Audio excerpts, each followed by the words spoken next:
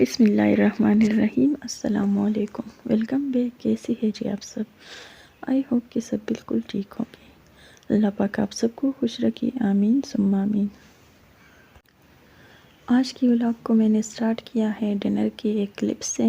کل ہم لوگ جو ہے نا باہر چلی گئی تھی، تو رات کا کھانا ہم نے جو ہے نا باہر کھایا تھا، تو تھوڑا سا میں نے جو ہے نا کلپ لیا تھا، تو میں نے کہا کہ چلیے یہ آپ لوگوں سے شیئر کرتی ہوں، اور اس کے بعد جی چلتی ہے اپنے پراپر ولاگ کا کرتی ہے آغاز۔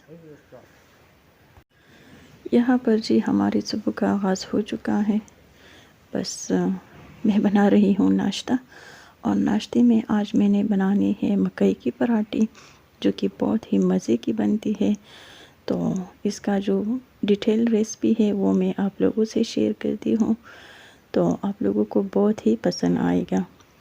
یہاں پر جی سب سے پہلے میں نے مکئی کا آٹا لیا تھا، اس کو میں نے اچھے سے چھان لیا تھا، اور ابھی یہاں پر میں جو ہے نا ایک ایک پیڑا بنا رہی ہوں۔ بالکل چھوٹی چھوٹی سی میں پیڑی بنا رہی ہوں، کیونکہ پراٹھوں کا جو پیڑا ہے وہ جتنا چھوٹا ہوتا ہے تو اتنا ہی یہ مزے کی بن جاتا ہے۔ اور جی یہاں پر یہ دیکھیے میں نے جو ہے نا پیڑے تیار کیا ہے، اور میری پیچھے پیچھے جو ہے نا بچی بھی اٹھ گئی ہے، اور وہ بھی کہتی ہے کہ ہم لوگوں نے بھی جو ہے نا پراٹھے بنانے ہیں۔ تو گندم کا آٹا تو یہ لوگ ہاتھ میں جو ہے نا نہیں لے سکتے، کیونکہ وہ اسٹکی ہوتا ہے، اور یہ جو مکئی کا آٹا ہے تو ان سے یہ لوگ جو ہے نا بہت ہی اچھے اور چھوٹی چھوٹی سی جو روٹیاں ہیں تو وہ بنا سکتی ہیں۔ تو خیر یہاں پر میں جو ہے نا بڑا پراٹھا بناؤں گی، اور میری بچی جو ہے نا وہ چھوٹی چھوٹی سی پراٹھے بنائیں گے، اور وہ بھی میں آپ لوگوں سے شیئر کرتی ہوں کہ میں جب بھی جو ہے نا کیمرے کے پیچھے چلی جاتی ہوں، کوئی کام وغیرہ مجھے کرنی ہوتی ہے، تو جب میں واپس آتی ہوں تو میری جگہ پر جو ہے نا انہوں نے اپنا کام سٹارٹ کیا ہوتا ہے۔ تو خیر یہاں پر میں نے جو ہے نا ایک پراٹھا توی پہ ڈال دیا تھا، اور بہت ہی اچھی سے میں نے اس کو جو ہے نا کرسپی ہونے تک پکا لیا ہے۔ اور پراٹھے میں ہمیشہ جو ہے نا گھی میں ہی بناتی ہوں، کیونکہ گھی میں جو ہے نا آئل کی نسبت بہت ہی اچھی اور کرسپی بنتی ہے یہ پراٹھی۔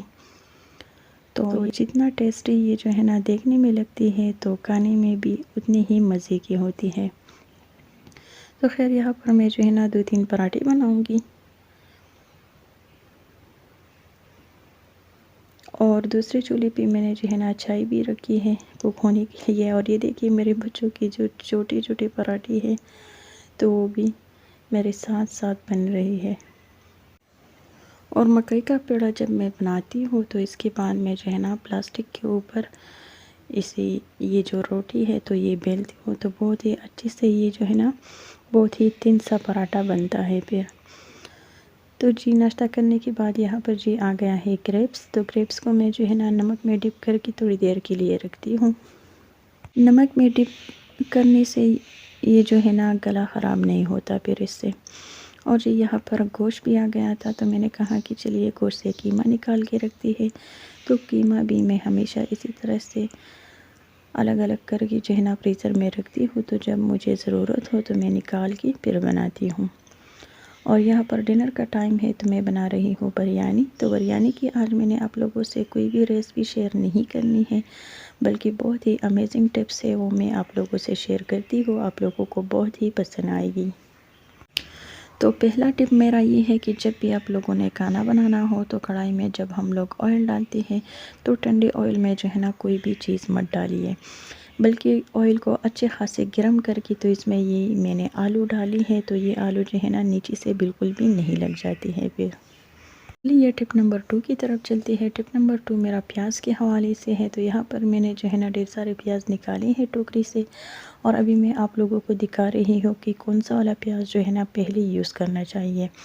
یہ جو بڑی بڑی پیاز ہوتی ہیں اور جس میں جو ہے نا یہ گرین والا جو تیغ ہے یہ نکل آ جاتا ہے، تو اسی پیاز کو جو ہے نا سب سے پہلے یوز کرنا چاہیے۔ اور جو چھوٹے چھوٹے پیاز ہوتی ہے تو وہ جلدی خراب نہیں ہوتی ہے پھر، تو اس کو جو ہے نا بعد میں یوز کرنا ہے۔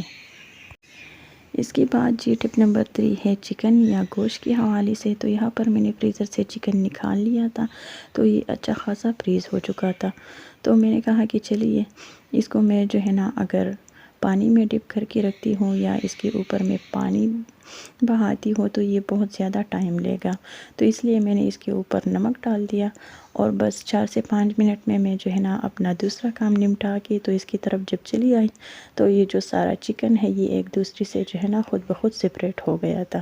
تو بہت ہی ایزلی میں نے جو ہے نا اس کو ایک دفعہ واش کیا۔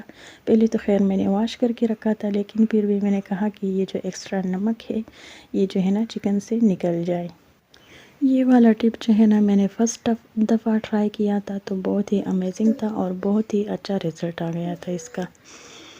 تو خیر اس کے بعد چلتے ہیں اگلی ٹپ کی طرف۔ تو یہاں پر میں نے جو ہے نا ٹماٹر کاٹ کے رکھی ہے، تو ٹماٹر کے حوالے سے ایک بہت ہی اچھا سا ٹپ میں آپ لوگوں سے شیئر کرتی ہوں۔ اکثر بہنیں جو ہے نا اپنی ہونٹوں کی وجہ سے پریشان رہتی ہے، تو ٹماٹر کا رس لگانے سے جو ہے نا ہونٹوں کی جو خشکی ہے وہ ختم ہوتی ہے اور جو سرخی ہے اس میں بہت ہی اضافہ ہو جاتا ہے۔ تو یہ بھی بہت ہی کمال کا ٹپ ہے۔ جب بھی آپ لوگوں نے سالن بنانا ہو تو تھوڑا سا جو رس ہے وہ اپنی ہونٹوں کے اوپر لگاتے جائیے، تو پھر آپ لوگ اس کا رزلٹ دیکھ کے حیران رہ جائے گی۔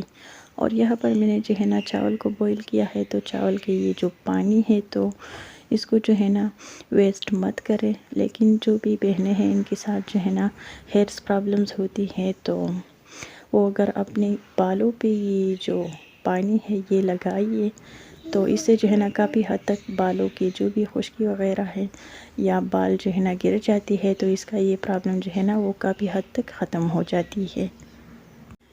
تو جی یہاں پر میری بریانی ڈن ہے، تو ہم لوگ جو ہے نا اس کے ساتھ ڈنر کریں گے۔ اور یہیں تک تھا آج کا میرا ویڈیو۔ آئی ہوپ آپ لوگوں کو ضرور پسند آیا ہوگا۔